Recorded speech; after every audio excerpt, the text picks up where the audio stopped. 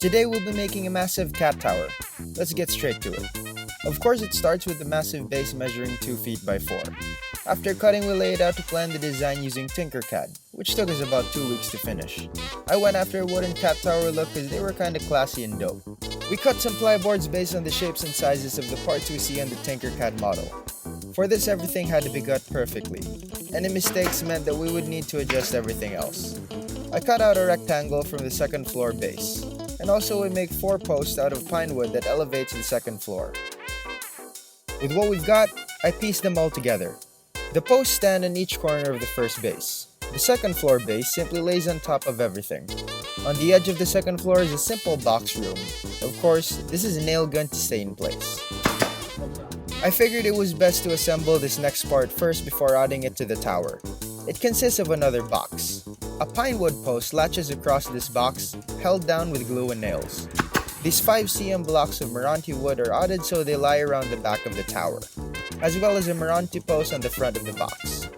This entire thing rests on top of the first box, followed by a platform on top. On the left side, first goes another set of pine posts followed by a C-shaped compartment. I leave the clamps on for the meantime as it would collapse otherwise.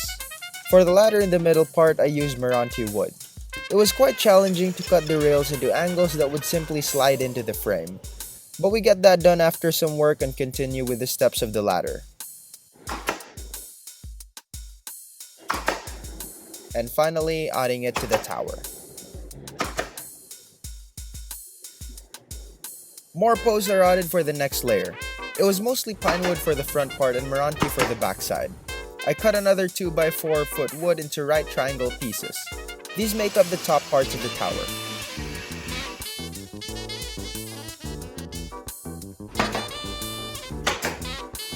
And of course some more posts to elevate the top parts. Just like earlier, pine for the front, Meranti for the back.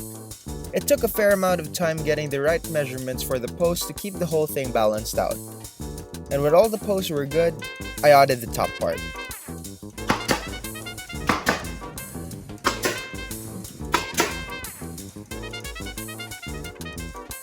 Moving on, I make a ramp that shoots across the middle part.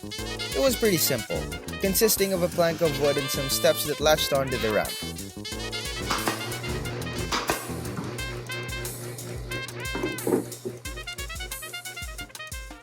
Under the topmost part of the tower is sort of like a hanging bed.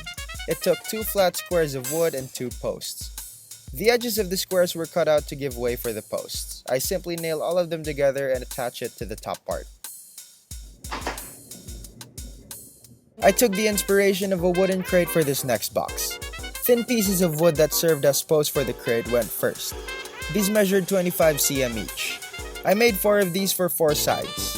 For the roof of the box, a simple rectangle measuring 30 by 45 cm would do. Thin strips of wood made up the walls of the box. The posts went first, standing on each side of the rectangle. From there, the wooden strips latched onto the posts. I do this for all the sides and eventually the whole crate was finished.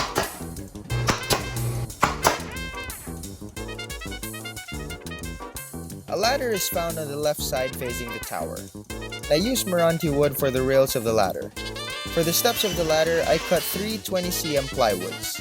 It was quite challenging to assemble the ladder because of the awkward position and the shape of the nail gun. But after all, everything was stable so far.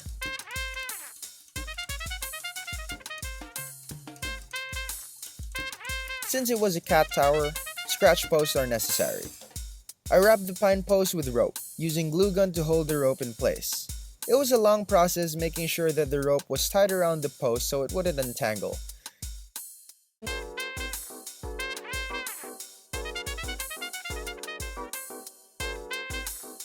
To fit the rustic vibe, I was thinking that a burnt wood effect on the post was a good idea. I used a blowtorch for this and I really like how it turned out.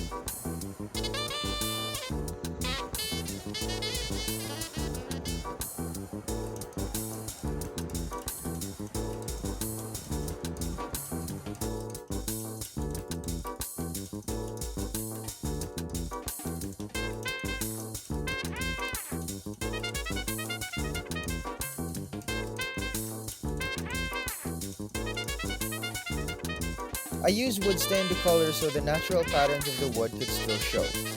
I applied it on all the surfaces, so it took quite a while.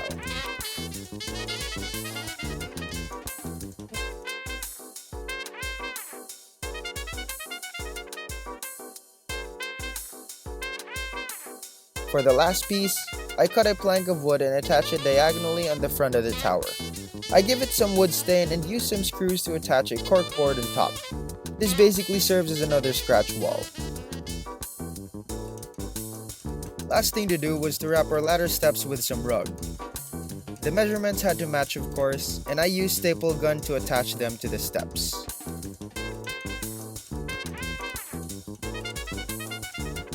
And there we have our finished cat tower project. Let me know what you think.